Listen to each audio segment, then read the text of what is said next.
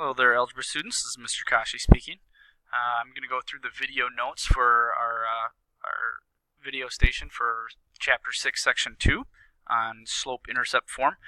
For this example, what we're doing is we are taking a line that's on the graph at the right there, and we have to create the equation for that line.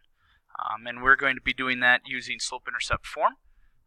Just as hopefully a quick review, slope-intercept form, the two things that it gives us is this slope, which is rise divided by run, rise over run. And the other thing it tells us is our y-intercept. And that is where the line crosses the y-axis. Alright, I find it easiest to start by finding the y-intercept. In this case, the y-intercept would be at this point, which is at 0, 1. That is our y-intercept. So really what we write in for b is just 1.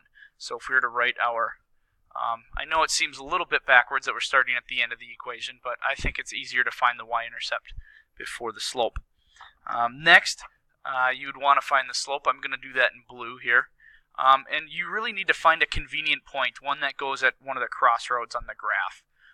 And that, in this case, I would pick this point here. At -2, x is -2, and then you want to do your steps on how you get to that next point.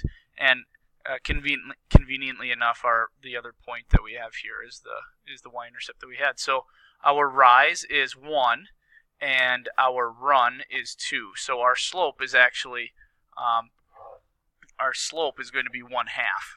It's going to be 1 over 2, and that we always have the x there, and we have the y equals. So it seems pretty easy. It's just basically two parts, finding your slope and finding your y-intercept. You can find the slope first if you'd like. It's always pretty easy to find out if you are correct. I'd plug in a point, so we have y equals 1/2 x plus 1.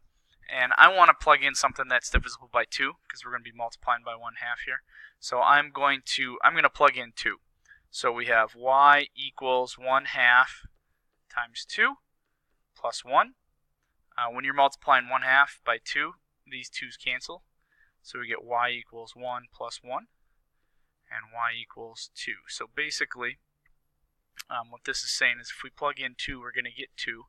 And sure enough, that point is on our line right there, which means that this is the correct equation for that line shown on that graph.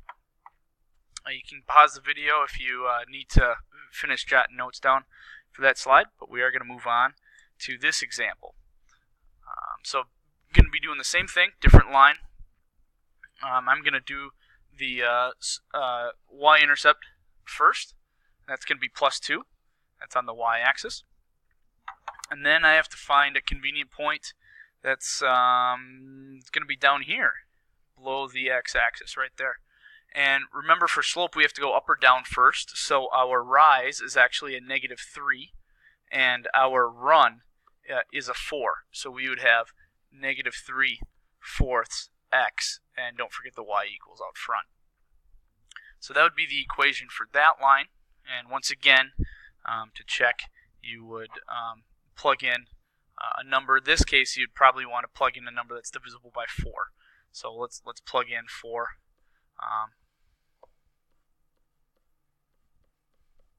To that. And if you were to talk about it in function notation, you'd say that you're plugging in 4 like that.